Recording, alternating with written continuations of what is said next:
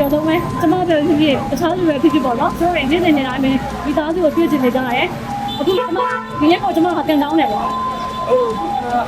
ကျမကကန်မတောင်းတဲ့တကယ်စနဲ့မိတ်ဆွေရအများကြီးကြံသေးတယ်သူတို့ကအားလုံးဝိုင်းပြီးစကောင်းပေးတာလားဆိုကျမမျက်နှာရခောက်ပါတယ်ကျမတော့ဒီနေ့ကကန်တောင်းနေပါကန်တောင်းနေတဲ့မိတ်ဆွေတွေကကျမရဲ့တော့ဘိုးကြီးကြံနေတာအဲ့ဒီကကျမဒီသားစုစီခဲ့တော့ကျမမျက်ရည်စားရတယ်